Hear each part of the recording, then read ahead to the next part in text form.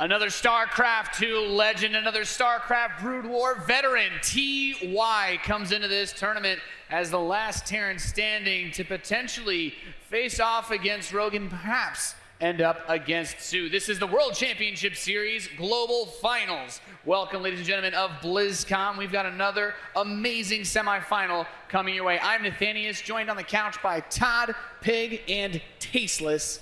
How are you guys doing? How are you guys enjoying your BlizzCon so far, and what do you think of TY? I'm having a great BlizzCon, obviously. It's exciting. We only have 2 more players left before we go to the finals.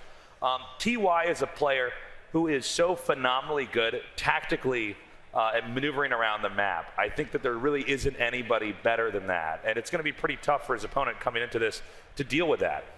Yeah, everybody comes into this tournament. We talk about player styles, we talk about personalities, and everybody has something that's a little bit unique to them, and TY as a Terran kind of stands out as someone who's a bit more on the tactical side. We don't call him the mechanical beast of innovation. We don't call him the madman of Gumiho. What makes him unique, you know, in your own words, Pig? You know, TY is a trendsetter. He's a guy who creates solid build orders. He kind of goes ahead and forms the meta a lot of the time in terms of the openings. But then other players come out and sometimes they have a little bit more flair with how they execute that. What really makes TY stand out is his late game. He goes up to a higher work account than any other Terran player, where Terran players usually try to finish the game in the early to middle stages. If he thinks the game's going to go late, he's going to get a massive economy, and the same tactics that Tasteless was talking about, he's going to use that positioning to pick away at his opponent. He's just going to chip away at them, and because he's got such a big economy, he can just play a very long, extended game. He doesn't always get the most credit for that, but I feel like his rhythm and his drops are absolutely insane. Sometimes you see him dropping like 4 or 5 places at once, and he's just trying to find a little bit of damage to create momentum to do even more damage. If one of these drops is not defended properly, then the next 2 are going to be even more deadlier. And usually that's how he finds a lot of success. So I feel like for Rogue, the key is going to be in defending those properly, potentially, if he wants to win. What does it mean for TY to make it this far? What would it mean for him to get to the grand finals, to win this championship? We've seen him take the big trophy before, but what makes this special for him, Tasteless? Well, first of all, this is the biggest tournament in the world, but I think the fact that we've seen, especially in that WCS Signature Series, that he has built his entire life to basically this point. He's somebody whose parents encouraged him to be a professional gamer. That's a lot of times not the case for some of these pros. Parents are very wary or concerned, but he's somebody who's looking at, who's basically, the parents said, yeah, go for it. We support you, we back you. And to win the WCS Global Championship Finals would be, I think, the pinnacle of his life, what it's built up to now. From the age of 12, he turned pro. Like, it's like a unique case in the world. I think it's actually 11. Am I wrong about that? I believe it's actually 11. In Korea, like, technically the year later than the rest of the world. Yeah, they had an extra year on. And I mean, that's just insanity, like, regardless. So it's an 11-year-old pro gamer, yeah. He still kept up with his studies. He does online university and all that, but you can tell, like, he dedicates most of his time to his practice, and he's very dedicated. And talking to him, he said that the pride and the glory here for him were even more important than the earnings, which still would be massive. If he was to win the tournament here again, he doesn't just become the earningest StarCraft 2 player of all time, he completely blows MC out of the water. He would be over 600,000 as opposed to MC's 500,000, which is insanity in just one single calendar year to do this. $330,000 in a year is a lot of money, and $280,000 is the first place prize for this tournament. I mean, it's so crazy to think, you know, you put all this work, he's been playing since he was, you know, 11 or 12, and he has put all this time, his family supports him. To come out with a victory like that and get so much is really astounding. And let's take a look at the other side. Rogue comes in as one of the hottest players in the last couple of months in Korea, and he's shown up. He looked a little rocky versus Neve in the round of 16, but he immediately bounced back. What fantastic story would it be for a guy to make it into the global finals at the last second, preventing SOS from coming here, and then winning the whole thing? That'd be absolute insanity. I think Rogue is peaking at the right time, and he's gonna need no less than that here against not just TY, but if he was to win, then he would have to beat Sue as well. He's definitely, I would say, like, top 3 for sure Zerg in the world, but if he wins here, we can easily say that he's the best Zerg in the world. I think one thing that's really interesting about the way he plays is he's best when the game goes for the longest. If you end up at a game where the map's cut in half, everybody has their tech tree completed, Rogue seems to have the most experience with that and usually knows how to pull through with a victory. So I guess the big question is, can Rogue survive TY poking in? We already saw Rogue overcome so much, but TY is very difficult in the mid game to take on. I think that's what makes Rogue so dangerous, though, is because he didn't used to be this late-game player. He used to be a trickster. He used to come out with these special builds, really weird swarm host usage, ever since really the start of Legacy of the Void. But he's fleshed that out with that late-game play that makes him stand out so much. And it's his ability to still swap back into his old styles, pull out a weird build. We saw Swarm Host Nidus play against Neeb in the group stage. He can do the whole shebang. He can pull out the crazy all-ins, and he can win late game. He's a very scary opponent. Yeah, I think the potential for a really good long game here, considering what we've seen out of Rogue's late game and what we know TY is capable of, this should be one protracted battle, one very difficult slugfest to get to the second grand final spot to face off against Sue. It is time to go to the stage to introduce TY and Rogue. Thank you very much, Nathanius. It is my pleasure to introduce the players for our second semifinal match. Sue is sitting comfortably awaiting the winner, and it is going to be a match between two champions. Coming up first on stage is the WESG and IM Katowice champion. He's feeling more confident than ever after taking down Innovation in the last round. Please give a warm welcome to TY.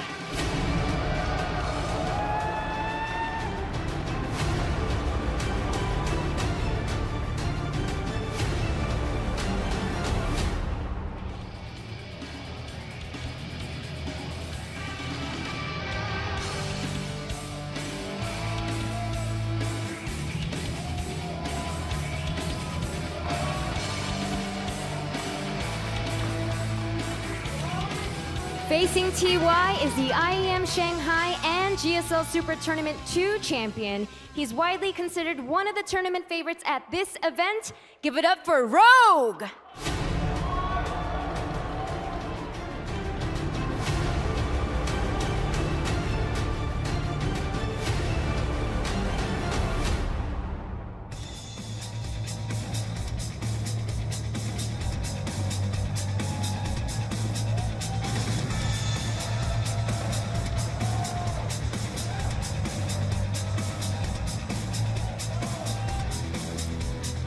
Only one of these players can claim a third title this year. Will it be Rogue or will it be TY? Let's head over to our commentary duo of Maynard and Zombie Grub to get this started. G'day guys, it is time for the second semi-final to see who faces Sue in the grand final. Two champions colliding, the hottest Zerg ticket out of Korea against TY, one of the oldest and most long-lasting veterans in the scene for StarCraft. Zombie Grub, talk to me about this series. It's going to be amazing. It's a TVZ, a great matchup between two great players. Rogue recently just flipping the switch this year, going from an okay, good Zerg to, as Smick said, one of the tournament favorites. TY, always a solid Terran. He had some cool builds, he had some cool tricks, but never quite, well, until this year that is, made it to the grand finals. Is once again looking to get there. That is actually Rogue, just to be clear. Yes. Yes. Can confirm. The generic Green Wing Zerg is right there. This kid on your screen right now has been having a meteoric rise towards the end of this year. And this guy, a lot would say, peaked a little early. The earlier the year looked like this is going to be incredible for TY. And then after IM Katowice, even though he's been very consistent with his finishing in tournaments and doing quite well in GSLs and so on and so forth, never quite going the whole distance and making it multiple championships or anything like that, like Innovation, who he beat, by the way. That was certainly a surprise. The Yes. TVTs between them in the past offline did not go like it did at this tournament, but it's very interesting. I was checking their match history, and we talked about flipping the switch. You talked about TY maybe peaking a little bit early. That's actually reflective in their scores against each other. For a while, T1 was the one winning, and then somewhere in the summer, I don't know what it is about Rogue in summer, he just started beating them. He's actually been doing quite well. There's been multiple summers for multiple players, but it is the summer of Rogue right now. And we are going to get into this series very, very shortly. I'm starting to feel the magic, starting to feel little tangles coming up. Yeah. Interloper is going to be our first battlefield for all you guys watching at home. You can see the map order is at the bottom of your screen ticking away just there. And both players are mentally, and looks like for Rogue's case, also physically preparing themselves for what promises to be a cracker of a best of 5. He's got to get the swarm host out, Yeah, got to get that swarm host out of that shoulder muscle there. I mean, of course, TY as we bring up Swarm Host, is the kind of guy that can mix in Bio with Mech. Mech, of course, very, very popular in Korea and TVZ, but Rogue is one of those guys that's really figured it out. Looking at their map bans here, and of course, Catalina for the Zerg player is a very common map veto for them, but then TY vetoes Acolytes, which I thought was interesting. What do you think? Well, I mean, Acolyte can sometimes, it's got a very long rush distance. A lot of Zergs really like it. I'm sure he knows Rogue very well. Perhaps he just thinks Rogue is too scary. Maybe the builds he has planned for Rogue won't work on that map, or he doesn't have anything he feels is convincing enough. There's a lot of factors. We're all just, we're guessing here. Well, for me, I look at Acolyte and Zerg players, and I always think Nidus Worm, which has been tough to hold in this tournament, so perhaps that does make sense. But as you said, TY can play Mech, he can play Bio. Certainly, I feel lately he's really been showing how much of a multitasker he could be. When he first entered into Pro League, which was a long time ago, I always thought that his best foot forward was abusing the maps. But now lately it seems that he's just like any other really good Terran, multitasking, macroing, and of course good micro. Indeed, and there's actually a lot of things that Terrans can do in Acolyte to be really annoying. But as it stands, TY has that choice, and we are going to get a pretty regular-looking map pool for our best of 5 here. The winner, of course, faces Sue in the grand final. Sue looking to make sure that he gets his first ever grand final appearance, which would be incredible. The storyline incredible. For of course, avoiding a 7th second place would be nice. Yeah, would be pretty good. But these guys also looking to make history. Neither of them have won their BlizzCon just yet. Extremely important for both these players. Money is second, and glory is first. And let's begin the games, guys. Game number 1 is ready. Let's get hype.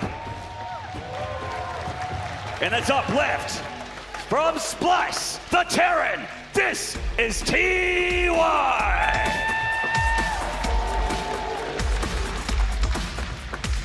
And in the bottom right, from Jeanette Grey Wings, the Red Zerg. Give it up for Rogue. Oh, this should be a good one. Oh, yes. Best of 5. Of course, I would like to say that these guys are even, and they certainly made it here through their own grit. I would love to see an ace match, but we are at a first semifinal. Didn't exactly go the way that anyone expected. No, see, I thought that was. I actually, Special said that he felt like he was maybe 50 to 60% going to win that series against Sue. Of course, that didn't end up being that way. But TY and Rogue, I have to favor Rogue. I've got to play devil's advocate. A lot of people want to see a TVZ in the final, but I got to favor Rogue here in the series just because how incredible all of his matchups have been looking for the last sort of quarter of the year, even the last third of the year. He's just really been on fire. And TY's TVZ, I wouldn't say is his best matchup. But TY does play very differently than other Terrans, which I wouldn't say Rogue is going to be like, whoa, what's happening here? Of course, he knows TY, studied TY, played against TY a lot, but sometimes that does throw off certain Zerg players because he just plays the most defensive macro style. Pig was mentioning how much more SCVs he makes in each game. He doesn't mind that super late game, which sometimes backfires on him, but sometimes works out well. Yeah, certainly can. And Interloper is one of those maps where it could spiral out into that sort of path. Has a lot of choke points, has a lot of ambush opportunities with a lot of the tall grass, of course, for both players. But as it stands, neither player going for anything cheeky, just a regular Reaper expand from TY, while Rogue just going for a Hatch Gas Ball. Yeah, well, Rogue might throw in a pool first later on in this series. Yes, and he has done from time to time. Yeah, he's making 6 lings here, defending against this first Reaper. And of course, TY going up to that factory. We don't see many Bio builds anymore. Question is, Mech or Bio. This guy's been throwing out both and looking quite good with each. Yeah, Special and TY are very similar players because of the amount they play together. We talked about it when they faced each other in opening week. They just have very similar play styles in most matchups. And Special's also the kind of guy like TY. Will throw in Bio, will play Mech, and be as comfortable in either. Oh, Reaper escaping the clutches of the Lings here. Just touching up, not getting tons of damage done. Looking at a drone kill, but Rogue just saving it split second there with a Spore Crawler. Not losing this Reaper, obviously very important for the Terran. Needs scouting information, needs to make sure that the Zerg doesn't get too cheeky on it. Well, same thing for the Zerg, and Rogue did go up to another 100 gas to get Overlord speed. The Reaper ducks back in. Very dangerous thing to do. Loses it before scouting the third base or back into the main to see what else was happening. Yeah, it looked like he second-guessed his macro a little bit there. The Reaper running into the Lings a little bit before getting taken out in the end. So it does go down, and that means that TY is basically in the dark until these Hellions go across the map, which looks to be the plan. Now, is he going for a Banshee? Is he going for Raven with these Hellions? A lot of Terrans want to go Raven. Rogue, being very safe, is getting Overlord speed with his second 100 gas after Ling speed here. Yeah, that is going to give him a lot of safety, especially if he's diligent about it, actually getting that second Overlord pass through, which some of the Zergs have been missing. There it finishes up, and he can go ahead and check for probably an armory, but also what exactly is going to come out from that starport. Viking first is definitely become the most common thing to do, and then it's a question of Banshee or Raven, but then Ravens have also made just a big upswing this year and are pretty good. They certainly have the ability for mobile detection, the ability for harassment.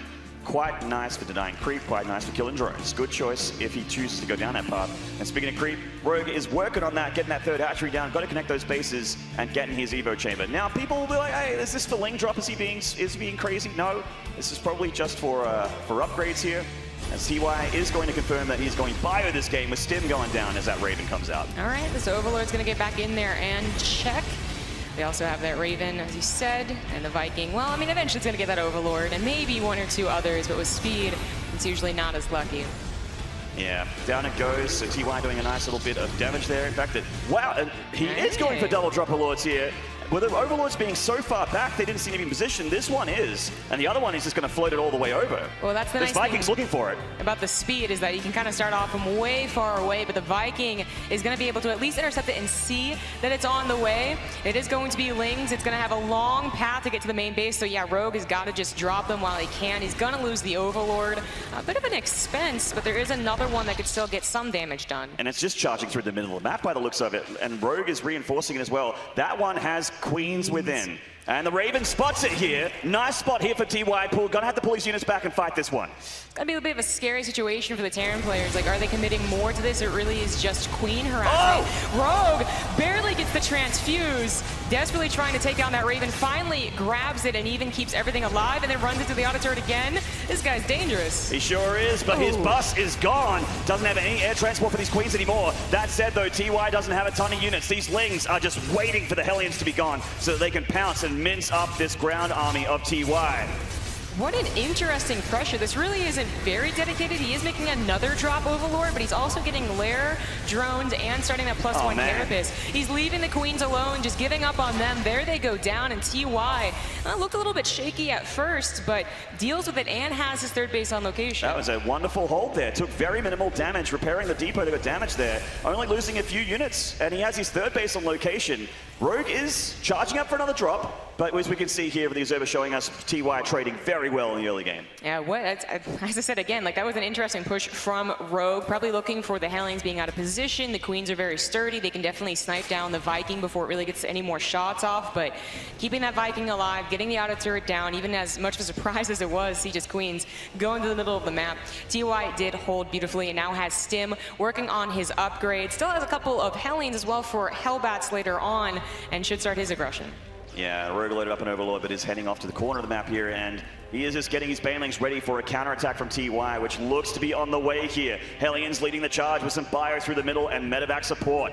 He has Stim. He doesn't quite have combat shield, but 1-1 isn't too far off either.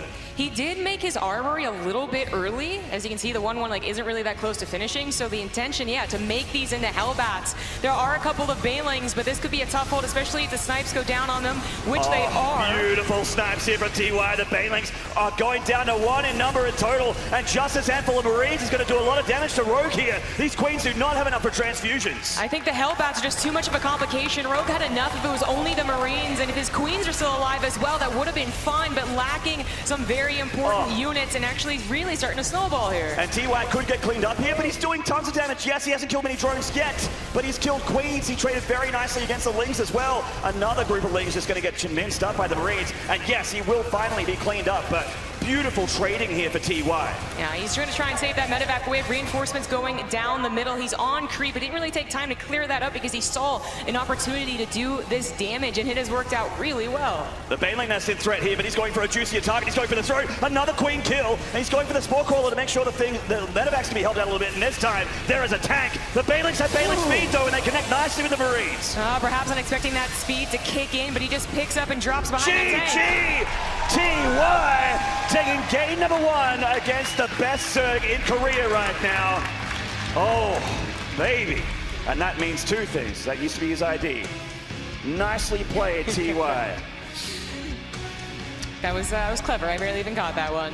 But yeah, that was a don't want to say a wonky game necessarily. Certainly we've seen Queen harassment before with the Overlord drop, and certainly we've seen the all-in version either with Roaches or with Lings, but it was kind of like this weird commitment that I think really could have snowballed on Rogue's side if TY didn't actually have all of his units together and ready to fight. Yeah. But instead it kind of backfired on him. You know, those lack of Queens really could have helped when TY had his push coming. I feel like if you're like, the power of that play is to have your Queens and your Lings together. And with the Overlord still alive, of course. When the Lings got deflected and the Overlord died, I felt like just going in there with one Overlord with 4 Queens, it's a little bit risky, but of course he was committed, his decision making, he decided to go for it. But as we saw, when the Overlords are taken out, 4 Queens off creep, you're not going to win very many fights in that situation. No, and they didn't even have that many transfuses. They'd use them on the Overlord. See, Mom and Dad, StarCraft is sport. Absolutely. You've forgotten. Well, I just saw this on the camera there that the crowd has packed out for the semifinal, and the grand final promises to be no less. It is getting hype here in the convention center at BlizzCon. All you guys loving StarCraft almost as much as we do. Maybe even more so, dare I say it. It'll be tough. It'll be very, very tough. We love this game. And let's get into game number 2. It is going to be on Ascension to Aya. In the top left, WESC champion, I am Katowice champion. Give it up for TY! And in the bottom right, Super Tournament champion, Hottest Circ from Korea. This is Ro4. Fortunately, his aggression just backfiring on him. Almost had enough against what TY did, but talked about his aggression. Really want to emphasize that TY with that earlier armory, I mean, that was like 30 seconds ahead of its timing usually, and don't make a mistake. This, I mean, in a different universe, different world, maybe in your own leagues, like that's just a coincidental, awesome timing for you, but no, like purposefully putting that down earlier to get that Hellbat attack. That was cool. That was just enough. Pretty inspired, and it obviously paid off for him. Rogue not ready, getting caught with his pants down. Does happen from time to time, even to the best of the best. TY going for a nice greedy opening here. CC first, no gases just yet. This could be, yeah, wow. Gasless expand. That's not something you see every day. No, it's not. It really fell out of just the meta, I think, a while ago. Yeah, people want a factory. They want Hellions. Like, it's a little bit crazy. Yeah. What's funny, though, is that with that, you know, the pool first, which we'd said that Rogue might do eventually, like not the early one, but just the pool first, the command center finishes much faster, so it seems kind of counterintuitive. It's actually kind of, in some maps, and especially a big map like Ascension to Ire, actually perfectly fine. If Rogue was doing something like, you know, what Sue just showed us, right, with the 12 pool and the Ravagers, maybe this is a bit of a risky build, and Rogue does have the ability to do any build, any amount of aggression on any map to surprise his opponent, but TY takes the risk and gets away with it. Yeah, so far so good. So he's going to have a nice little economy here in the early game. Obviously, it's a little bit hard to stay in the lead against the Zerg if you're not doing damage to them, but TY, I'm sure, has a plan or two, and likewise Rogue. Just for a real, very, very regular opening here, going for the hatch first, into his pool, and his gas, and looking like he's going to get a quick third as well. Yeah, TY did bother going for the Reaper. Sometimes with the command center first, you just don't bother. You just go into Marines, and that's even a sign. They're kind of like, hey, where's that Reaper? But he goes for the Reaper, gonna get some additional scouting. Rogue going for his normal opener, just gonna have to realize once the Overlord gets in here, like, oh, that build's a little bit different. Okay, it was command center first, and just have to kind of deal with it. But he is going for his own pretty quick third base. He's not gonna be adding on Overlord speed this time, so I got a little bit quicker. Yeah, certainly has. He's pulled out of gas here, so just getting much mineral income. Similar to sort of like the Snoot style of ZVT back in the day. Lots and lots of queens, lots of drones. And he is getting that third and just Ling speed. Ling's getting across the map here, trying to avoid any kind of scouting in it. He doesn't know if there's not going to be any Hellions just yet. Doesn't know if there's going to be a Reaper just yet, so just being as careful as possible. And TY rounds out the 1-1-1 with Starport being dropped here, and Hellions will start to get produced. You know, some Terran players are kind of afraid, I know I certainly am, of playing on these bigger maps like Ascension to Ire, but TY, we didn't really get to see the late game last time. He just had a really good execution, but he doesn't seem to mind. If he decides that he wants to play to 3 or 4 bases, mech or bio, this guy does it and is like, well, now you have to deal with me. Yeah, and it's certainly his comfort zone, but if he can hit it timing, he certainly will. Ro coming in with the first Overlord Scout. Marine not going to be able to kill that, but is going to chase it away at least. And wow, a very quick Liberator here from TY while he gets his add-ons. So they're just, I mean, these Hellions don't have an armory, so there won't be Hellbats, but they could just send the Hellions in one place while trying to hit with the Liberator in the other. Yeah, exactly. Any type of multitasking, perhaps Rogue will mess up. For me, seeing a Liberator, it's so unlikely, I feel, especially in the top leagues, to actually do damage unless the Terran player is on top of the micro. Like the first one maybe gets 2, but then it's the combination of perhaps a Hellbat attack as well, the army finally being slapped down, that actually creates those potential 12, 20 kills, you know, getting really high up. The Lynx come in here, they see the Hellions. Don't get into the main, the front door is closed, no problem there. And Rogues, obviously the Overlord got deflected a little bit earlier, has not seen the armory. Did not get a chance to see that with the Lynx, so he didn't go into the back of that natural mineral line. Well placed by TY. Looks like Cloak Banshee follow-up as well. Yeah, exactly. So maybe, depending on how this goes, could be like unrelenting aggression, but Rogue, perhaps just feeling out like a Hellbat build is kind of just inevitable in this matchup, but the Hellions are already here. Armory's not quite done. They're just going to take out as many Lings as possible beforehand. That's a lot of Lings going down for not much damage on those Hellions, I'll tell you that. Rogue's Queens are basically the line of defense here against this third base. The Liberator parks right on the hatchery in the main here. The Queen's going to reposition themselves out of Liberation zones, but they can still kill Lava and do some damage before it goes down. Meanwhile, Hellbat's hitting the third. Rogue just made a huge round of drones. Does he actually have enough to take care of this? I think that he does. The Queens, they're not going to get, they jumped on basically. They would be able to fan out and micro against this. And TY decides to, you know, just say, okay, that's not going to work out. I'm going to leave. Yeah, going too deep here with those Hellbats would be a pretty bad move. Does not want to lose those Hellions. If they do morph back to run back homes, that is his map control. That is his way of keeping the Zerg honest and making sure his Lings are not attacking him. But they are trying to do just that. TY, though, has units back at home ready. Yeah, still making Hellions. Certainly if you go into bio after this, you add on the barracks production, you take that reactor for other purposes. Ling attacks, counterattacks, and it can ruin your day. But TY is going for mech, and he doesn't have to worry about swapping that factory off for bigger and better production because Hellions are what he wants to produce right now. Sporecrawler is technically in position, but it's sort of all the way on the edge of the creep here, worried about another Liberator. Of course, it can reposition very, very quickly here, but that low Queen gets picked up by the Banshee. Banshee gets a few drones as well, and no Spore in the natural. Yeah, no follow-up scout with the Overlord, especially the slow Overlord is losing Rogue a lot of drones. He panics here, trying to do something to save any amount. Looks like with the Spore Crawler finishing up and the Overseer on the way as well, he pulls back that Banshee, but TY still has a lot of tools to do more economic damage. Yeah, rough early game for Rogue here. I mean, he's got 60, nearly 70 drones, so it's a nice drone count, but all that lava being spent on things that he'd rather just have, you know, he'd rather have a fourth hatchery on the way here, he'd rather have all these upgrades on the way, but as it stands, he has to keep dealing with these Banshees. Yeah, finding that clever little spot there. Just 2, but 2, you know, and then another 2 and then another 2 is going to be really annoying for Rogue. He'll start his +1 melee. Does oh well, yeah. Question answered. The Overseer runs through here and does double check the main. Sees that it's mech. If it took around any longer, it could also see that it would be Thor's. Yeah, double Thor drop here from TY. Gumiho rubbing his hands together like an evil villain backstage as he watches TY round out this build. This can actually be a lot to deal with. With the 2 medevacs coming out, the micro on the Thors can be tough. They can definitely pack a punch and kill Queens, drones. Lings give them a little bit of trouble, then you just pick them up. And he's already in the single target damage, ready for Overlords if they come through as well.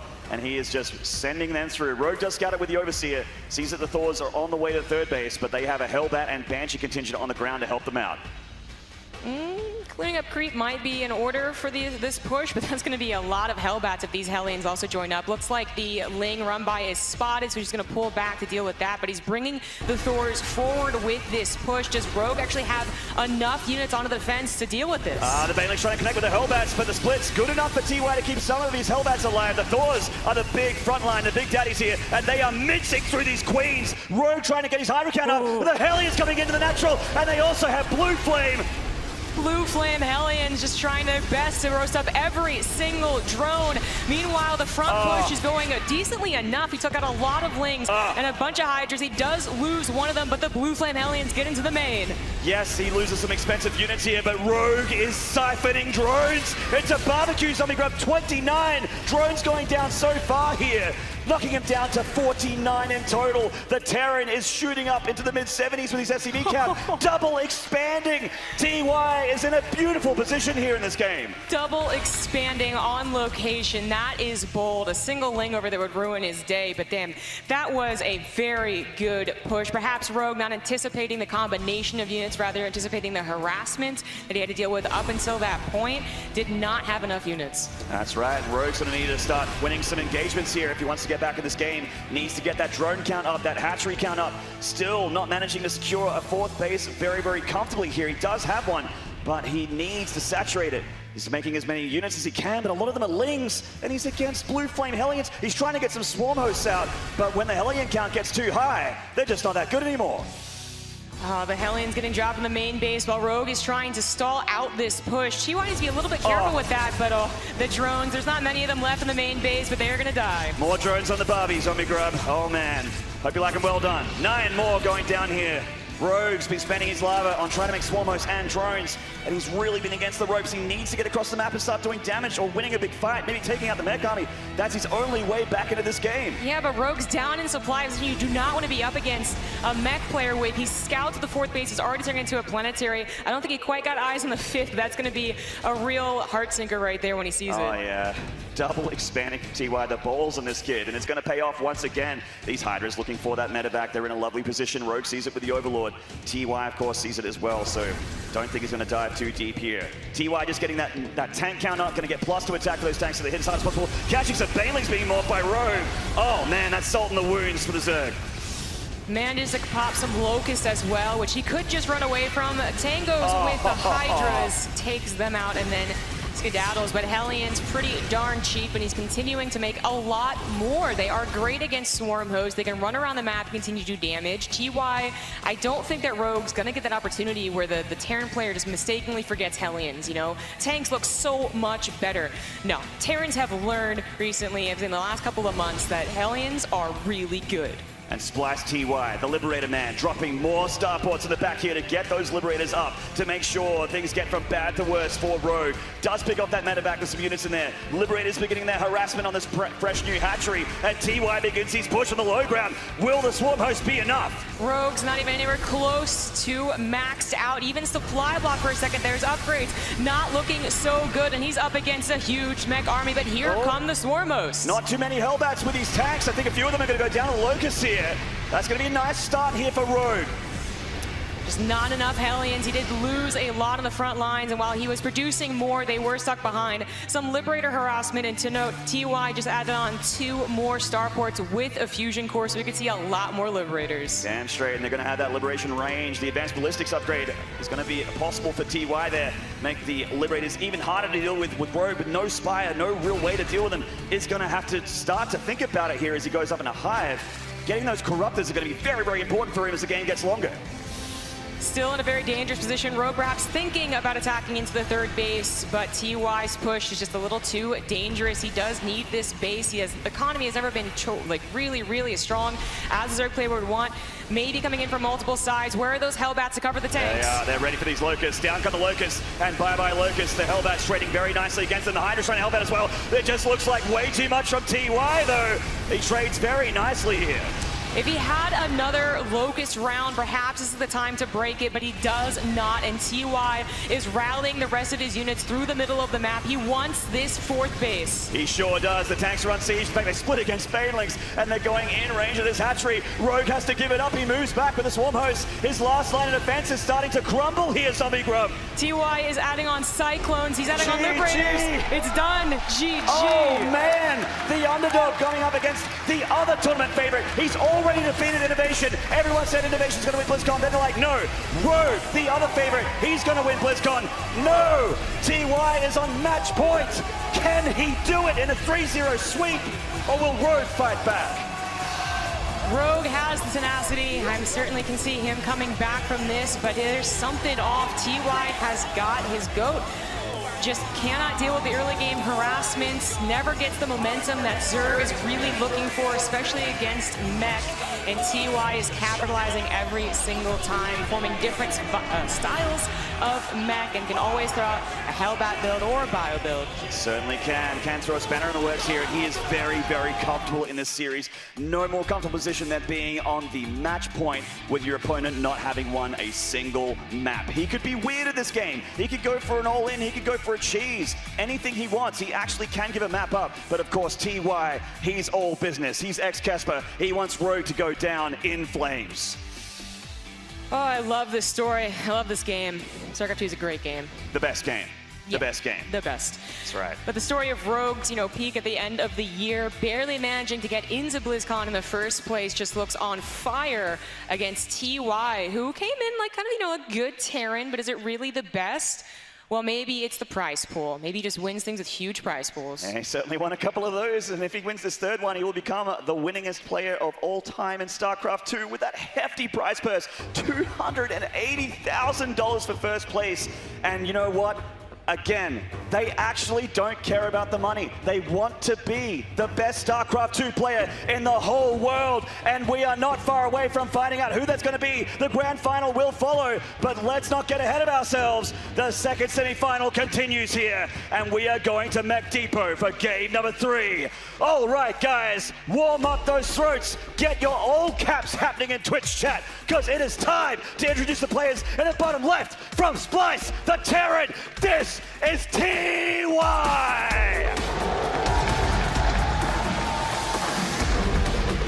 And if you love Rogue, if you love Zerg, if you love Genetic Green Wings, make some noise for Rogue!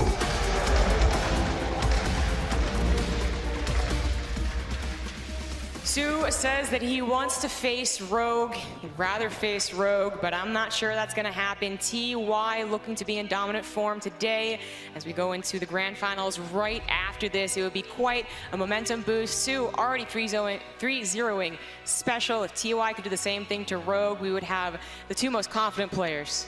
Yes, indeed. Just so surprised that the Sue and Special series was so convincingly 3-0. I mean, sure, one of those games was a Roach Ravager bust, and it was the earliest Roach Ravager bust I've ever seen in my whole life. It was a 12-pull variety. Very, very tough to stop. So, but TY and Rogue have sort of had a little bit of a gentleman's agreement. They haven't done anything too crazy to each other. I mean, Rogue attempted the Queen Ling drop, but from that point, he's like, all right, let's play a regular game. And TY's like, Well, that backfired. Yeah. He went for Hellbats, he went for a Liberator, which initially was deflected, right? Another Queen popped out as soon as that Liberator sieged up, didn't look very powerful. The Hellbats just, they came and opened the door and were like, oh, sorry, like wrong building, and then they left. It didn't actually seem like a great start, but then the constant aggression, the surprise perhaps with the Thors joining up with so many Hellbats, Rogue just did not have the preparation. TY now in this game going for a very fast third CC. greedy, greedy boy. Will Rogue let him get away with it, though? It's tough to say, but last game he didn't go for Overlord speed. This game again. Oh no, he does have. He has that's 100. for speed, It'll be yeah. for speed, yeah. Yeah, he took out a gas. If he gets Overlord speed before Ling speed, he's pants on head insane. In fact, it's just not something you do. Well, if he's not going to get Overlord speed, then perhaps that third CC will not be scouted. You can dip in and see the production and kind of tell there's a third CC without actually seeing it, but will he get the chance? There are Marines on the way, perhaps scouting for that to take it out. And then there's always that problem of timing. Like, were you already planning to go in a macro game? There's a third base already on the way, so can you really change it up as soon as you realize what's going on? Yeah, I mean, if Rogue, he is getting a quick third hatchery here, but I mean, if he just lets TY sit back and get that third. I mean, the third on this map is a little wonky and a little bit hard to hold because of the, the big attack pass, but the Terran's going to be in a lovely spot. Rogue coming in here and seeing the build round out for TY. These Marines should be able to take out that Overlord. I want to say this is really like, Rogue's going to try and keep it alive. Okay.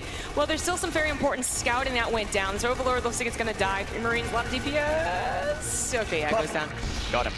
But he scouted a barracks on the wall, no second supply depot, and no factory along with that reactor. That's a lot to tell. Third CC is probably forefront in his mind, but does he know that at the barracks are kind of off to the left, hidden, that it's not a factory opener? Well, it's going to do some damage, otherwise TY will snowball into a very strong mid-game with double Engineering Bay being dropped here. He's dropping a bunker because he knows that a Ling Flood is a possibility. And these Marines will have a home to be safe as it stands. Should be fine. There's not too many links here from Rogue. TY being very, very careful. Rogue, if he's reading this correctly, it was very limited scouting, but still an important scout, I would say. And seeing a bunker, just realizing, okay, this is a very defensive Terran. He could just, well, I mean, he could go for a Baneling Bust, I suppose, if he wanted, or he could go for the extreme greed and just keep droning and droning and droning, realizing what's going on. But a secondary scout would have been really good in this situation. So obviously TY went for Marine opening, didn't open Reaper, so has no scouting information of the Zerg. He's sort of just hoping that he can defend whatever comes out of it. He has a bunker, which is very, very nice, but the possibility of a Baneling Bust is looking ever present here. Rogue getting double Evolution Bay though. Evolution Chamber, wow. I'm in Terran mode, my brain. Infested Terran, I am an Infested Terran. You've seen my hair. There you go. Yeah, he went for the drones, and he made a couple of lings. Again, perhaps just really cautious of a surprise attack. He hasn't seen Hellions yet, but they could be like being stored, and he, anything else might have been like a wonky 2-on-1 that was hidden. Perhaps he was scared of that. It's really hard to tell what's going through Rogue's head because his scouting was so incomplete. Yeah, TY scans the natural, sees the Baneling Nest, and is like, well, time to use the cheapest, highest hit point structure to take out, to wall off this natural. He's taking it very, very seriously here. With 5 engineering bays. It should be fine, I'd imagine. Extra, those are extra, by the way. Yeah, that's right. 5 extra engineering bays. That can't lift off. This isn't Brood War. No, he's paused building so he can cancel them. I mean, oh yes, that's very clever. He's an intelligent human being. TY is very clever. Anyways, but that if he gets away with this build though, then that's like an okay sunken cost there, even if it's not a Baneling Bust, which soon enough he will realize. He's trying to get whatever scouting he can. Of course, scans being the easiest, but also costly. A random SCV maybe makes it across the map and sees that a 4th base is already on their way. Like, Rogue's not going to go for aggression, and TY was fooled by that scan, but he still got his own build down, too. He's got a good ball of Marines here, so he feels safe to come down the ramp. I mean, obviously, Stim with 1-1 on the way. He's going to feel a lot better against dealing with Banelings off creep as well. There's no way Rogue's going to have any of that anywhere near him. Armory getting dropped here for TY for the quick 2-2. A little bit off-timed, but he was being safe as possible. Yeah, I'm pretty sure the engineering bays are what screwed that one up. Combat Shields is now on the way, and TY is going to have a heck of a push. There's always those races that you think are going to be more powerful the longer you let them go, and it's been typically Zerg for some of this meta. But Terran, allowed to do a 3CC, early double engineering bay, their push is quite deadly, and Rogue has got to be very careful with how he defends. No combat shield for TY, but 1-1 and Stim is extremely scary. Zerg does not have any upgrades finished, only just starting Baneling speed as well. With medevac support, this ball of Marines can get a lot done. Where are their medevacs? Nice run by here by Rogue. Yes, that was perfectly timed, but there are Marines. There we go. And he just runs away and saves them for another day. Mech Depot does get very annoying for the Terran player in that regard. These Lings of Rogue will stay up here and come whenever they see the Xel'Naga being taken or medevacs flying over. And they could actually ruin a very good game for any Terran player. It looks like Rogue heading up in a hive right now. We're going to get that tier 3 Zerg army. The Lings being bullied back by these Marines. They did do their job though. They kept the Marines of TY home for a little bit longer, giving Rogue time to get Baneling speed, to get the Ling count up, to get spores up, everything he needs to deal with drop play. That is absolutely important. It's going to be very difficult to defend against any one of these pushes, and TY has split up his Marines and medevacs as opposed to a single push, but either way, going to be more difficult without the Baneling speed, and now probably looking for time bot to get to the hive. A huge Ling run by into the main base. Perhaps there's no supply depot, so he gets in there. He gets straight in there. No wall at all here from TY. No chance of dropping an emergency one either. Widowmine is out for him, but Rogue is going to do a little bit of damage here, possibly even a lot.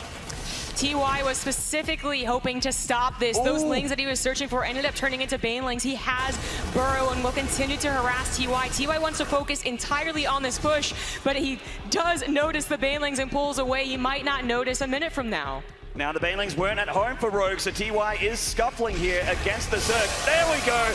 There's some of the main left over. Rogue doing a beautiful job here. Some of the fresh mains being mobbed to defend as well. And Rogue doing a beautiful job on Mech Depot. TY, it feels like his momentum has just been cut in half. He had an awesome setup. Yeah, he had to over-defend a bit with the engineering bays, but he had so many units that he had a plan about, and he was hoping to stop Rogue from stopping that plan, basically. He was looking for the Lings. He had units back at home to defend against any run-bys. He didn't actually catch, and didn't work. His push now has failed because of it. He couldn't pay attention to all the multitasking that he was the one that was supposed to be doing, and he's still dealing with Lings. He certainly is, but I gotta say, even though he's losing SCVs here to Lings, his SCV count is not too bad at this point in the game versus Zerg. He is starting to take more damage at the third, though. Big league run by here from Ro. Not many units left at home for TY. A lot of these SCVs very, very hurt as well. It's always one less supply depot than he needs in every single base. He's trying to push, he's trying to split. The Woodamines have been taken out, and he's just gonna tap out. GG! We got ourselves a series, ladies and gentlemen. Rogue fighting back, winning that depot against TY. And he'll have to win one more to tie it up. Nice. I feel like that's like a proxy or something. You get in this okay position, pretty good position, I would say, for TY. You have your drop set up. He has a plan. I'm going to do the multitask. I'm going to hit him at 2 or even 3 fronts. And then Rogue says, no, I'm going to do that first. It gets in every single base, takes advantage of your incomplete wall-offs, and TY just instantly lost all momentum. Mech Depot is a tough map for Terran TVZ for the most part. There are so many attack paths, lots of wide open spaces for the Zerg to run them up with those Lings, and a big open main, which makes things generally tough for the Zerg, but Rogue, as you can see, very, very prepared for the drop play of TY. All right, guys, we're going to take a short break, but when we come back, it will be Game 4 between Rogue and TY.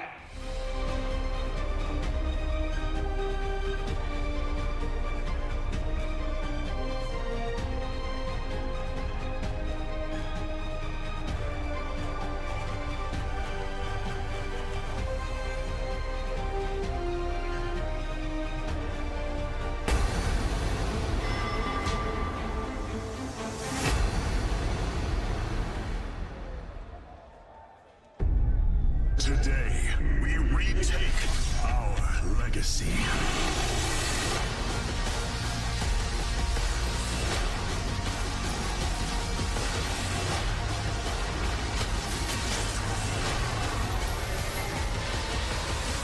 The ultimate real-time strategy game is going free to play. It's about time. StarCraft 2.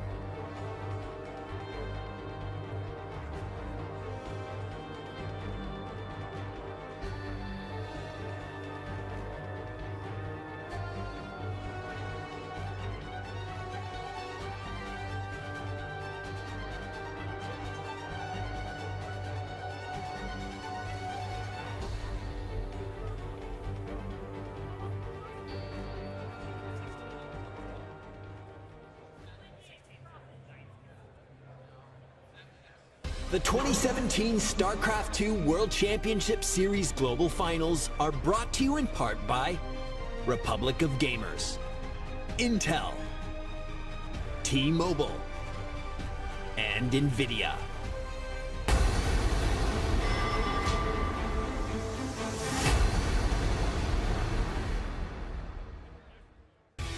All right, guys, welcome back to BlizzCon, to the semi-final between TY and Rogue.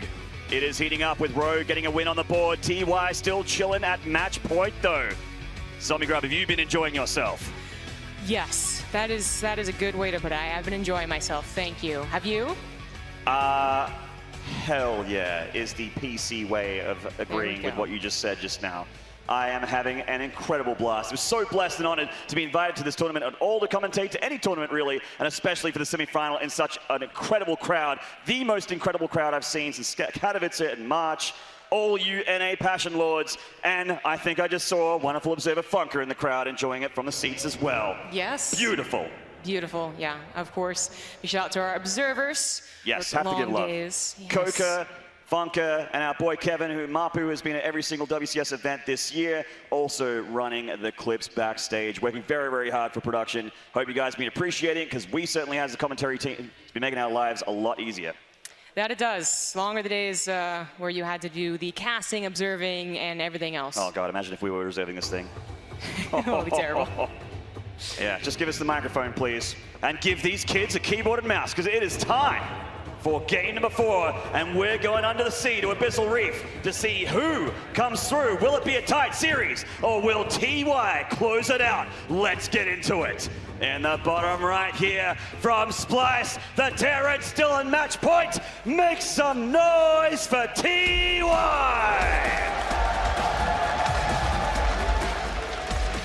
And in the top left, he's still against the ropes, but he's not out. He has a life left. This is Jinair Greenwings, Rogue! Was that game the momentum switch that Rogue needed? He certainly did it in the middle of the game. TY had his plan, had his greedy build, had the shot, and then Rogue just ruined all of it with some nicely planned Ling run-bys. That's kind of what this guy does to get into the game, to get into the guy's head. Certainly he tried that game number 1, and that resulting failure really, I felt, like impacted that game, and of course game number 2, which TY also took. So for Rogue to finally get that opportunity to be aggressive and have it work out, is this his comeback? Rogue's decision making on Mech Depot was brilliant, and it really makes me confident for him to be able to tie this up and make it an ace match. But of course, he has to get through TY, who's just been looking monstrous in the quarterfinals and now in the semifinals so far in the series. There's so many situations where a player's been 2-0 up and then the other player reverse sweeps. Of course, it'd be heartbreaking for TY fans out there, but we got to know those Rogue fans are getting wiggly and jiggly in their chairs, seeing this kid looking better than ever. The ZVZ fans. Those ZVZ fans, yeah, that's right. They are out there. They are out there, believe it or not. And cheers to the crowd. There we go, all right. Yeah. I think if we asked who liked TVZ, though, we might get a few more cheers. Yeah. Woo, for me as well, I like TVZ. Double gas from TY after he expands as well, so getting out of that factory nice and quickly, probably a quick starport. Yes, so that third CC build, you know, you throw one of those out, it's kind of like the opposite of the 2 racks cheese in its own ways, but it's cheesy.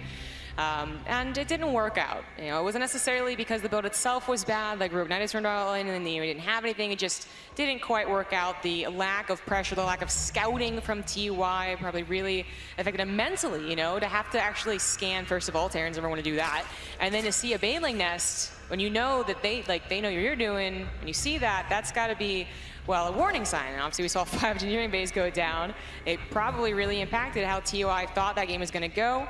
And, well, he eventually lose it. We're on Abyssal Reef here, though, and certainly Rogue will take advantage of all the pathways to counter and run by here. He's already hidden some of those Lings from the early pool away from the Reaper that TY is using to search for this. Yeah, absolutely. TY wants to catch Lings. He wants to shave off the potential harassment in the natural. Even just a handful of Lings. 4 or so Lings in the natural is really, really awkward to deal with, especially when you're trying to get a reactor up, which takes so long to build. It means you're not producing any more units back at home. Basically, your army is this Reaper. So it's up to him to deal with these Lings, and they have speed now, so a little bit dangerous. Ooh, all right. All right. Looks like some two-port Banshee shenaniganry. All right. All right. Yeah, this is going to be, well, first of all, if Rogue had been able to get those Lings into the main base, you scout forever for them, you barely don't find the Lings, and then you don't realize they're running on your supply depot, that is an amazing scout for Rogue, but it didn't happen that way. Rogue didn't really get to use the pool first to do very much. He didn't get the scout, he just brought those 2 Lings back. Will he be just utterly destroyed by the 2-port Banshee, or will something else come in here to see what's going on? He did get Overlord speed, I believe, at the finished. So he'll at least be able to scout it, but he's got to get in there. There we go. Well, you know what doesn't shoot up? Roaches. That's Speed very Overlord true. here coming in for Rogue. Well, he drops that Roach Warren back at home. Does see the second starport, does see the tech lab, and now Rogue knows what he has to do. Needs to get those spores up, needs to get that Queen count up.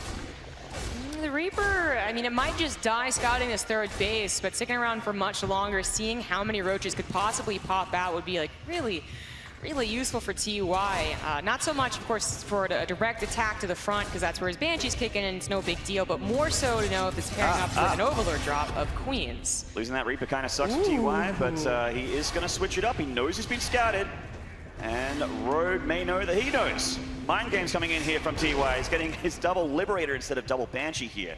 Does have those tech labs, but neither tech lab is spinning. Is that...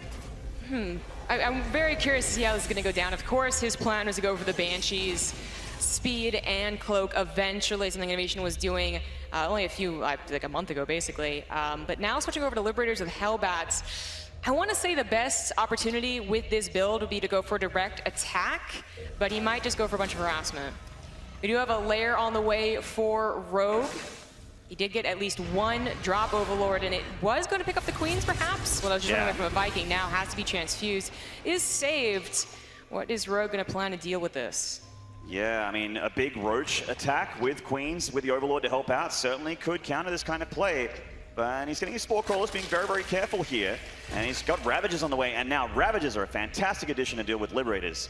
But, and the Roaches can definitely deal with the Hellions, but that is a lot of Hellions Zombie Grove, and he does have an Armory. TY is making, I think, like, you know, like a... He's really mixing up his build, hoping to catch Rogue off guard with more than the amount of Liberators you would expect.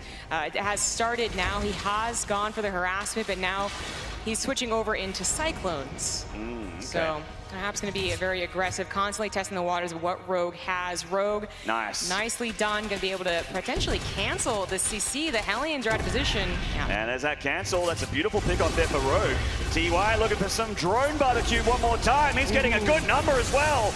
Oh, man. Oh, gosh. That's 17 drones right there. There's an attack to the left side as well. Liberator still to deal with eventually, of course.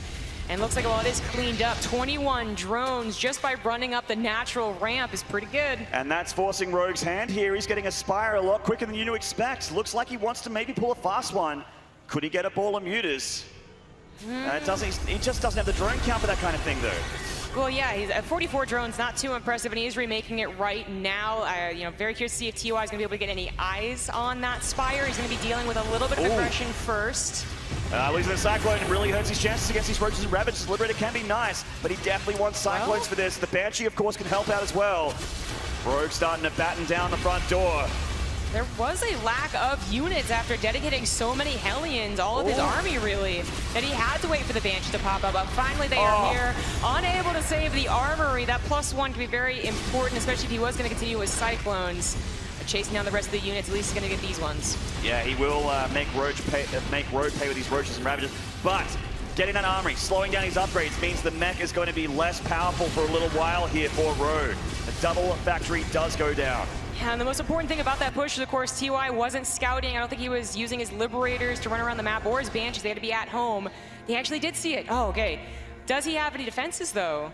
He's getting Vikings, but I don't see missile turrets. He does have an engineering bay. Does he have tech labs on these factories? They're on the way. He has an Armory just about to finish up, so he can get Thors. Thors take a long time to build. I mean, these aren't that many mutas. It's not like 20 that's instantly going to, you know, GG out of the game. But Vikings can only do so much. Really, their great addition is their range to kind of back up missile turrets if there are too many mutas. All right, there are the missile turrets. Actually pretty perfectly timed. Should have known better. TY's on the ball, but still playing pretty macro aggressively, I guess you can call it. Expanding again on location. Yes, indeed. Overseer coming in here sees the primary air army here of TY, which is actually relatively scary. Banshees, Liberators, and Vikings. making up the composition there. And of course, the Thor's on the way here with the second armory for TY. 2 more factories going down, and he's going to start belting out those scary mech units. Siege tanks to follow, and more Hellbats to make up the ground forces. Rogue switching tech already, getting a Hydroden and also Swarm Host. He's ready for late game mech. I love seeing the 2 medevacs pop out from the double starport build. Of course, no reactor needed if you just have 2 of them anyways. And you will be able to use Thors. Mutas can't really help take those out. Thors will demolish them. The Swarm Host could certainly be interesting. Last time we saw him, Rogue was already on the back foot. Like, he really couldn't utilize them like he usually does. This game, very different momentum-wise. Is going to get a lot of Locust waves out.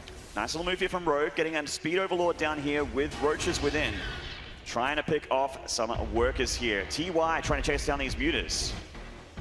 The Vikings are looking for this Overlord, barely going to miss it. That will be annoying to deal with. They will deal with it though. Yeah, it should be just fine. Yeah. Just 3 Roaches, 1 Overlord, not a huge deal here. Is splitting TY's attention away though. So I mean, it's just the barracks down here taking some damage from the Mutas. The Thors are trying to chase them down, doesn't want to have to worry about those units later in the game. 7 Mutas still can be a harassing option for Rogue if TY's not thinking about them. The Thor's going to be able to do some scouting and some harassment and maybe even some time buying as Rogue starts his Locust attack. He's going to be able to take out buildings very, very quickly. I'm just wondering if TY had enough Hellions. He does, in fact. And you can always micro the Thors with the medevacs too. That's probably the coolest thing I feel has come around in the last month or two, is microing the Thors. You drop them, get the Locust on top, and you pick them up again and you leave, and that's a waste of a very long cooldown. Yes, indeed. Roach play here from Rogue, trying to come down and do what he can with these Roaches. Of course, he doesn't really want too many anymore. He is making 5 more, but it's going to be all about the Hydra count and Swarm Host as mech goes forward. Scans here from TY, doing a good job trying to keep the creep spread at minimal here, although Rogue's doing not a bad job at all. Rogue is powering up on his upgrades. TY continuing to power up on his command centers. I want to say that he's a little bit too greedy, but he's actually keeping his minerals and gas like pretty even to the command center. Just seem to be an accessory that he's okay with getting. Still using the Thors. A lot of multitasking is going down here despite being mech versus Swarmos, which sounds like a slow composition, a slow game, but these guys constantly moving around, checking to see what they can do. Yeah, they are serious business here. And the Hellbats have been morphed. They're going to deal with the Locust a lot more effectively. The tanks are on the back line. Once again, though, these Mutas are still alive, being harassing tools here for Rogue. TY took a lot of SCD damage earlier during all this harassment, but he is still not very far behind the third worker count. It's tiny things here and there that if Rogue had a 1 swift punch to the face, perhaps TY is out of position. He's going to grab a couple of tanks here, and that's pretty nice. As I was saying, TY still has an okay army supply, still doing his own harassment or attempting to. Scans even going down in a lot of different locations. He has enough command centers to suppose the 4th base, even in orbital. He's trying to see what the army looks like, how prepared does he have to be for that attack, and are there any spellcasters? The Hive has actually just started. That's right. So with the Hive, he's going to be able to get that Viper count out, which is going to round out pretty much the exact composition that Rogue wants until the ultra late game, where he may get more Spire units. The Locusts are coming in and they're looking for that tank line. The Hellbats doing an all right job against the Locusts, though. Yeah. A lot of them do go down. Oh, not bad. I mean, Rogue's continuing with this. Just every 30 seconds, a couple SCVs go down. It's really starting to add up. It's really taxing TY, who on 4 bases with a decent army play would really love to just be calm and thinking about how to take on the big army. Instead, he's having to deal with so many little attacks. These Lynx looking for another way in, but this time TY looks to be on the ball with Hellions in position. Does stop the Lynx from getting too much done here, but Rogue's creep spread is starting to spiral out of control. Half of Abyssal Reef is covered by Rogue right now. That is a little worrying. TY with some strong upgrades on the way, pretty much even with Rogue, and still, I mean, he's surviving every single attack here. 10 SCVs plus 10 sounds difficult, but he's able to get maxed out on 5 bases with the important units in tow and before Vipers are out. Yes, indeed.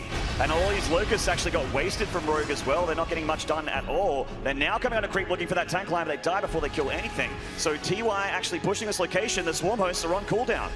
This is dangerous. He's cleared up a lot of creep very quickly. He has those upgrades finishing up, and it's just a strong mech army. The Locusts really have to come in here and get on top of the tanks, not the Hellbats, on top of the tanks, and perhaps then Rogue can bust through, but the Banelings also need to be considered. There's going to be so many of them. Doesn't seem like the most intuitive thing against mech, but here it goes. He's timing this out with the Locust Swarm as well. Is this Rogue's time? He's rolling on in! And will he roll through TY, or will TY hold? The supplies are still pretty even, which usually does not bode well for the Zerg. Of course, the Swarm host now useless for a few more seconds. Can't really do very much. Aren't very good supply. TY held with a lot of his tanks alive. And this hatchery is going to have to pay the price here for Rogue. He needed more damage than that. He got damage done, but the Swarm host army supply is really taxing. Swarm hosts take up, like, I think 4 supply each. They are just not a good indication of army size. Of course, with only tanks and Liberators, you got to get out of there before the Locust wave comes through. That's when you lose those really important, hard-to-make units. Rogue finally getting a couple more lings in here, too, to perhaps buy some time. Rogue had a bank. He was on a lot of bases. That was an okay fight for TY, but Rogue instantly remaxes, and now he's going to have Vipers on his side. Yeah, army looking a lot better for Rogue this time. Did unfortunately lose a hatchery, but his hatchery count is not too bad. Is still in this. 6 Corruptors on the way now to deal with these Liberators. Rogue sending out a big Locust swarm towards these siege tanks. Is there enough Hellbats? Actually, not that many Hellbats here from TY. No, TY also made Cyclones again, which I feel like he did last game, and I was really wondering about. Doesn't seem as helpful as just having a lot more Hellions here. He does take care of the Locust, however, even getting a couple of drones disposed with, there we go, Liberator harassment. And he's going for a lot of Liberators. He added on those starports, and he's adding on Liberator range. TY is the only Terran I've ever seen that takes like 30 supply of SCV kills and still has more workers than the Zerg. 81 against 68 drones here of Rogue. Rogue trying to double expand to get the hatchery damage undone here. Meanwhile, the multitasking of TY, consistently sending out these Liberators one at a time to get those drone lines harassed. Advanced ballistics, of course, also on the way to make these Liberators even scarier. I imagine in a different game, TY gets a lot of damage done with these Liberators that is microing, that have range, because Aspire just comes so late in a lot of TVZs. But Rogue got it very early. He already has Corruptors. Yeah, multitasking against them is going to be difficult to do, but TY is going to start losing a lot of map control, I feel. You know, that creep spread did get cleared up a little bit, but 5 bases easy to take on Abyssal Reef. The 6th really get questionable. Does indeed. Looks like a cancel here for TY. Rogue doing some lovely harassment damage and also pooping some creep to make sure that it's tougher to get that CC drop on location. But we got a big push here from Rogue, forcing the lift up from TY. He has to give it up. The SCV's pulling out of there. The tanks were not siege. They were trying to go back to safety, but the tanks were actually like, no, actually, we need to do something besides just siege up here. They're going to push forward, but the army is there. Oh, no. TY only sieges up just now. Rogue moving in with these banelings. He is kind of choked up a little bit with the blinding clouds, making things so much easier for him. I'm not sure why TY thought that was the best time to move out. He soaks up a lot of the banelings, but the Liberators need that support. There are some Vikings here, and in fact, on siege is enough Liberators that they could take out the Corruptors. Rogue's forced to make 9 more. Ends up being an okay trade. Finds some Swarmos as well. Yeah, these Swarmos going down really will suck for Rogue. Has to get those Locusts out just to bully back TY. But his air army, look at this air army. The Corruptors are coming in, but the Vikings will do all right against it. Against these Corruptors, the Queens, though, transfusing them to try and keep them alive. Is this a desperate maneuver just to buy time, or does he really think that he has enough air army to continue the momentum? He is getting a lot of economic damage done and now rallying forward with Hellions and Cyclones again. He's able to beat out the Corruptors that are coming in one at a time, but now has Lings to deal with. Certainly does, and the Lings are making things pretty difficult for TY back at home. Meanwhile, he continues to push with his air army. That orbital is so low, it's looking like it's going to burn down. Rogue breaking up some Lings, going for the mineral as well. Rogue starting to spiral out of control here. Yes, he's losing a lot of drones. He doesn't have much at home, but he's doing a beautiful job against TY's army. What is this game? This is like an economic trade, both losing around similar workers. Cyclone. It's like, no! That Cyclone's never had a worse day in its whole life. The CC's still on fire, by the way. Hellions looking for some more drone kills. Both players taking extreme damage to their economy. TY lost some very important units. Rogue still has a lot of these Swarmos left over. The Hellions finally cleaned up. Who came out better from that trade? What a wonky situation. TY forced to retreat, forced to continue building the strong units that take forever. Has Liberators that are once again probably outnumbered. Yes, they are. The Corruptors are chasing them. They certainly are, and Liberators just have to give up the goat with their tails between their legs. These Swarm hosts are being chased down by the Hellions, but they will be off cooldown shortly. There's the Vipers, but no Vikings to be worried about here. Oh, the Cyclones could have tried at least taking out one. There's 4 of them. Their anti-air's not that good, but they could have tried. Missed opportunity perhaps, but now going after the base. Locusts were coincidentally ready to go, and Rogue is barely, we're not going to be able to save it. Locusts have a lot of damage, but Cyclones do too. They certainly do. Rogue's mineral bank hurting a little bit here. He's trying to make what he can. Of course, gas more important in the late game, but he's spending so much of his minerals to try and get the drone count back up, with TY consistently, somehow, some way, through all this chaos, doing more and more drone damage to Rogue. What a scrappy game. I feel like TY it's doing the opposite of what mech players are supposed to do. They're supposed to wait for a decent number of units, very strong units, then push all at once, but he keeps on seeing momentum, and he keeps rallying forward with the fastest units possible. And he's targeting down that hatchery. Will he get it though? The Cyclones, I think, exist to make sure that he can trade quickly and efficiently against these swarm hosts. Another Ling run by here by Rogue, but there is a blue flame Hellion. Looks like it's, I mean, they needed a friend there to help him out, but these ones are looking for more drone kills. Oh, 16 SCVs is brutal, but part of the reason he's losing so many SCVs is that he has so many orbitals, so it's a really weird dynamic happening here. Planetaries would have stopped a lot of this. Missile turrets would have stopped this one. The command center does go down. TY down to 4 orbitals, or perhaps, 4 orbitals, I believe, and is pushing forward with his army, but he's half the army supply. TY trying to go ham here. He doesn't feel like he has longer in this game, and I agree with him. He needs to end the game very shortly, or it is going to be a tied series and an ace match here. TY on this hatchery. These Hellions, these Cyclones are actually incredibly important. It's such a weird army from Rogue. He has Corruptors take out the Liberators, and he has Locusts that can sometimes help take out the Hellions and Cyclones, but for large portions, like 30 seconds at a time, Hellion and Cyclones actually have nothing that can deal with them. The Corruptors can't help, and the Locusts are on cooldown, so he keeps on sniping these bases, getting the drone kills. So even though he's down in army supply, it's the weirdest situation, and TY is trying to take the most advantage of it. He did have a large bank, so he plans down another command center, now also planning down missile turrets, really afraid of the Corruptors. Ducks on Hellions. Not something you see every day going down here from Rogue. More and more Hellions being popped out for TY. He can make them so easily. He still has a decent enough mineral income to keep this up. Rogue is adjusting. He's starting to make some Banelings to deal with them, which is going to be nice here. He's also starting to split up the Locust wave, so he always has some in the back pocket when something like this happens. The leftover drones are barbecued in a very low economic situation, but TY with the orbitals would eventually win out if he could just get a sizable army. I feel like these Corruptors are actually just a harassment tool now. Continue to caustic spray those structures down one at a time. What can TY do against it? TY just canceled like this. You saw the Corruptors. It didn't matter if it was 90% down. He's like, no, they're definitely going to get it. They're going to get this one as well. Yeah. He tried building some missile turrets, but there's so many Corruptors with such good armor as well. Oh, don't move! Oh man, TY, no! Losing so many of these Hellions here to the Hydralisks and the Locusts. Oh, and Rogue can just keep doing this. There is no answer for these Corruptors. The Corruptors are dealing so much damage. The Banelings... GG! Oh. Ace match, baby! We're going to Game 5. One map to decide whether TY or Rogue will face off Sue to be the greatest StarCraft 2 player of 2017. What was that game? The compositions ended up so weird. They both were really just reacting to what they saw. That wasn't a plan for most Terrans or Zergs out there, and they tried their best. I think TY, actually I think he had a really awesome idea, but it was always going to be hard to execute successfully mass Hellions in a 20-minute game. Oh man, Rogue's momentum has switched here. He's looking like he's on the precipice of a reverse sweep, and we'll see as Game 5 rolls out. Crowd is intense, games are intense, and we're getting intense as well. This is starting to really heat up here, literally and figuratively. I can't believe we went to the ace match. Truly, Rogue's third game end up bringing the momentum back. That game, I don't think TY should be too disappointed with it. I feel like that Mech Depot game was just disappointment all around for our Terran player, but Abyssal game, he had a good opportunity. He got kind of the game that he wanted, and he had, as I said, a decent idea for what to do. So he can't be too disappointed. Hopefully the ace match, he collects his wits again. He started this up 2-0. He knows he can beat Rogue again, but does Rogue have too much momentum?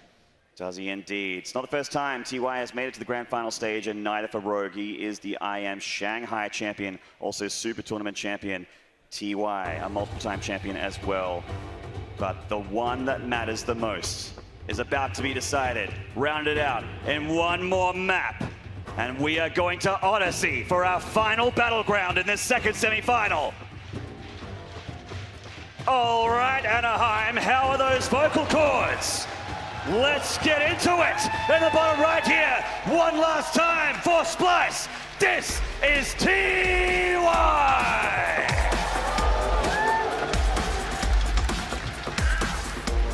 And in the top left from Junior Green Wings, make some noise for Ro4. Brings it back after a 2-0 and a very convincing 2-0, but hold on here. TY has sent out SCVs. Is Ro4 going to be prepared? Ro4 has been doing a lot of hatch firsts in this series, and it looks like he might just be doing it again.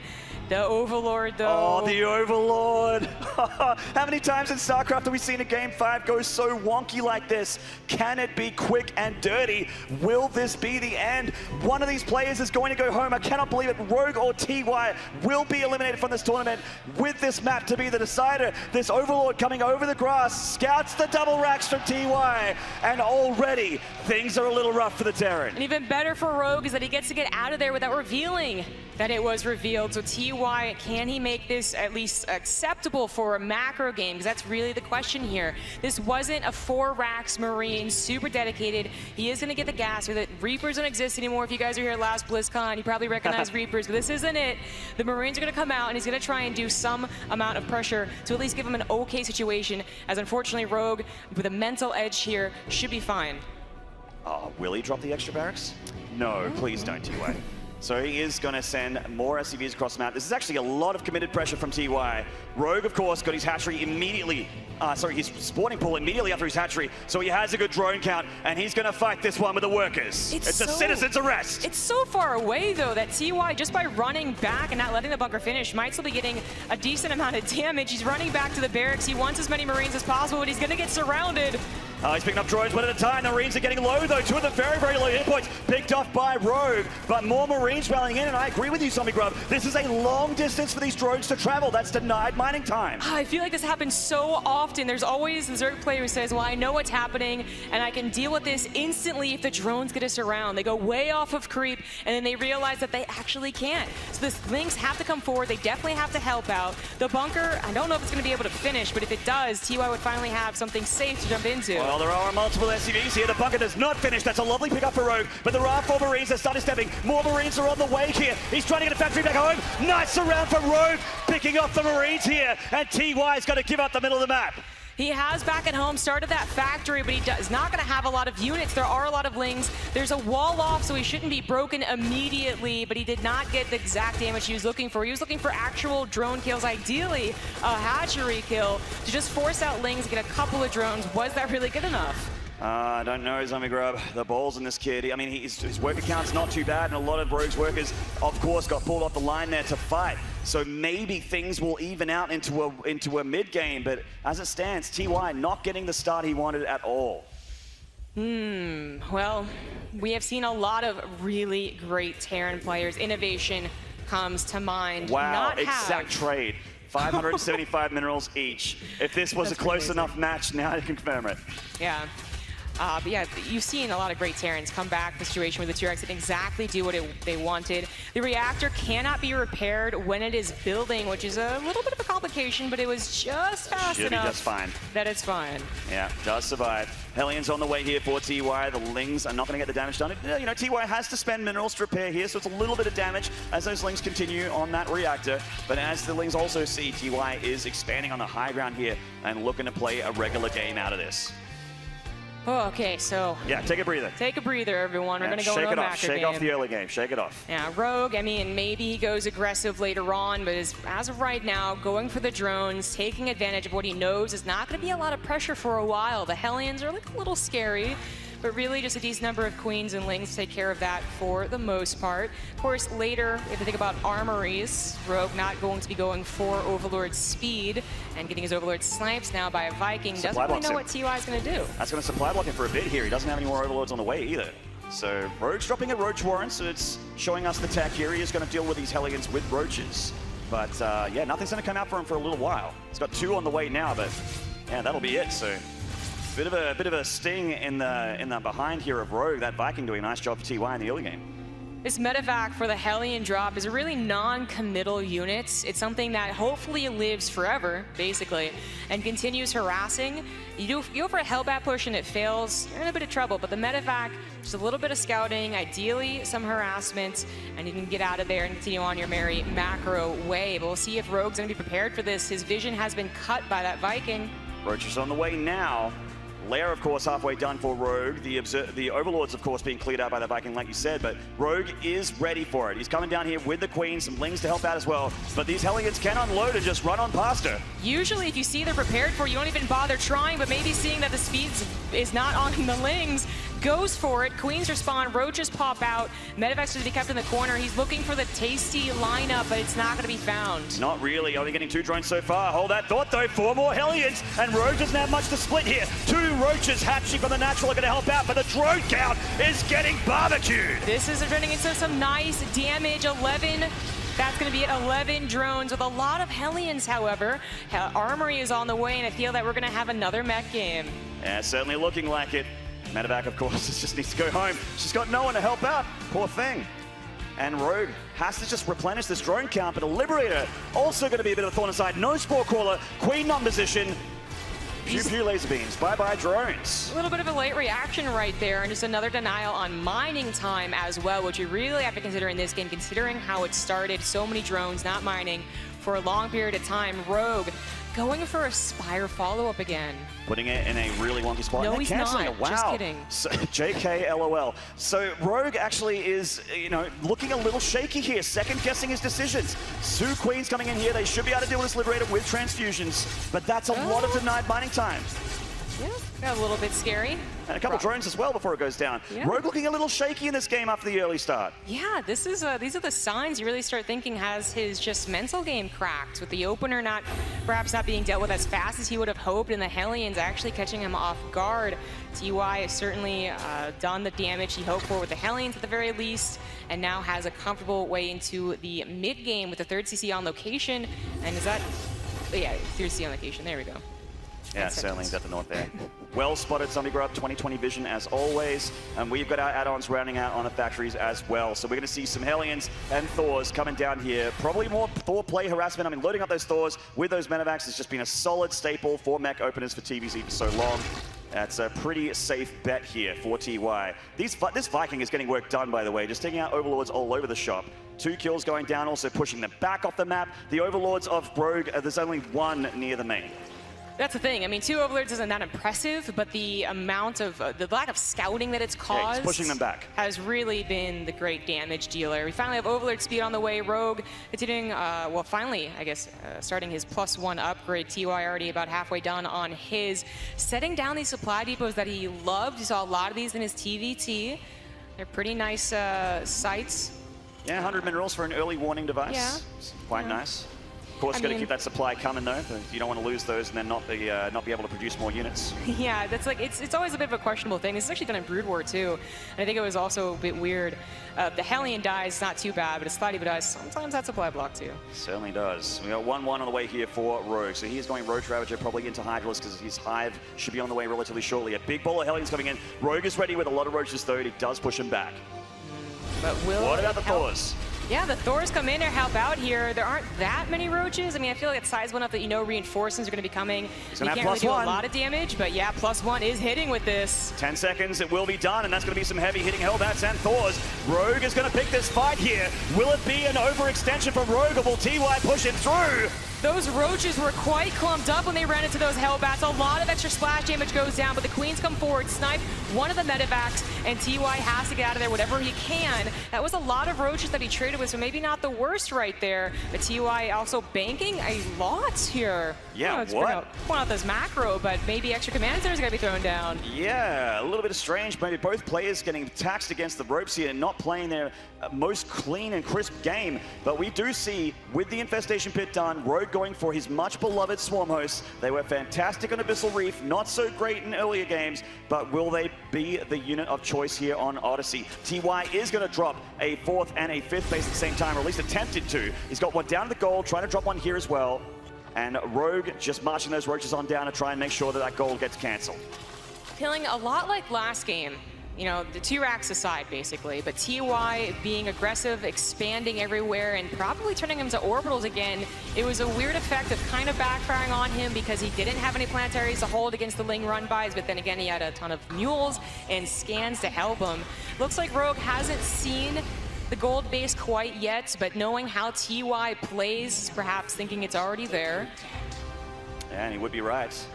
It's almost hitting the field now. Spire being remade now for Rogue. It's going to have just like Abyssal Reef. He does want that Spire. He does want his Corruptors out. He knows TY loves his Liberators. And he's starting to get prepared for him.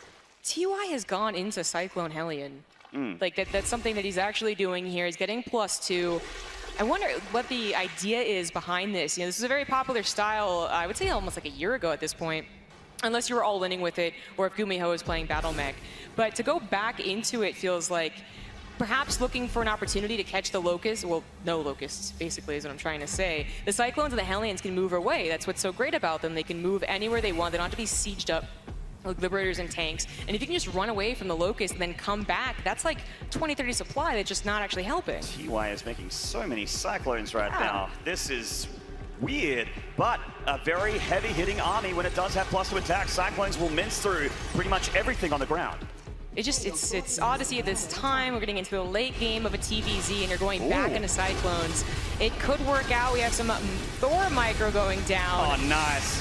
Dang. He does lose it in the end, but nice little hot pickups there from TY. Oh, Locust being dropped here. Not all of them. Oh, there we go. All of them getting down there at that base to try and mince through that work account. Does TY lift the CC?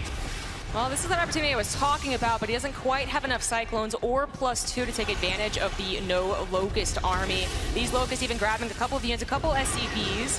TY not going to be too upset about this. He does have so many that replacing workers, which he doesn't need to do at 72, is not a problem. It is definitely more about that army, but it's a faster building army because it's Hellion Cyclone. And damn straight. He is starting to switch out, though, getting the air units down in the second starport as well. Banshee's leading the charge. Can be very, very nice against the Roaches and the Ravagers. Of course, Cyclones are here to deal with the Locusts and also fight the Roaches head on.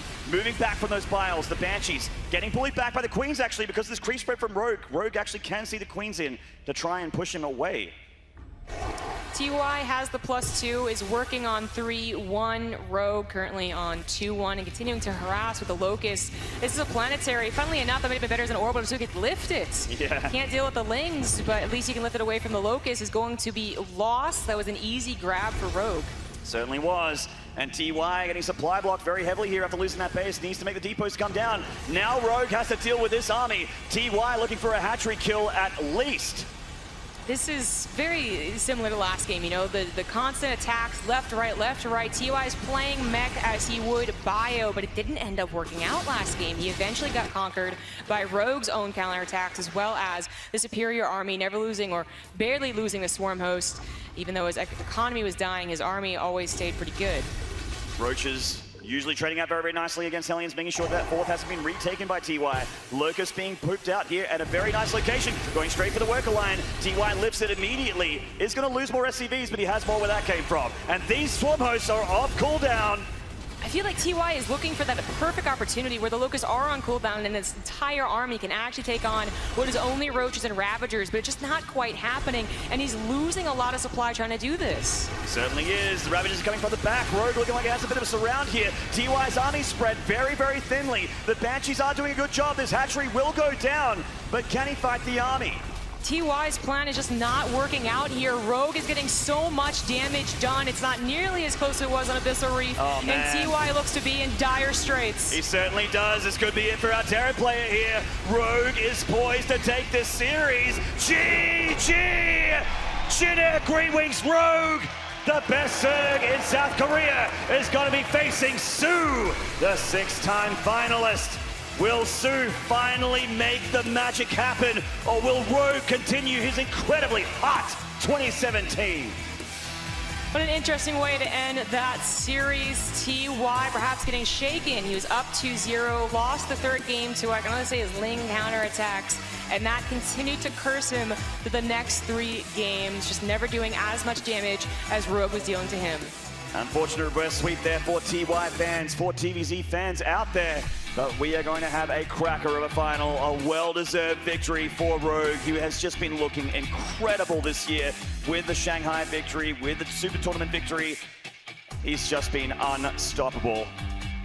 And let's go to the stage with our winner, Rogue and Smix. Congratulations, Rogue. The last time you were at the WCS Global Finals, it was 2 years ago, and your road stopped at the top 4. This time, you've rewritten history, and you've made it all the way to the Grand Finals. How important is this moment for you? 지난번에 블리츠컨에 왔을 때는 4강에서 멈췄잖아요. 근데 이번에 이제 결승까지 가는데 이 순간이 얼마나 뜻깊고 이제 중요한지 얘기해 주세요. 이렇게 제가 패패 승승승을 일단 제가 방송 경기에서 처음 해보는 것 같은데 저번처럼 3대 0으로 질까봐 되게 긴장 많이 했는데 결승을 이렇게 불리한 경기도 역전해서 가게 되니까 너무 행복해요.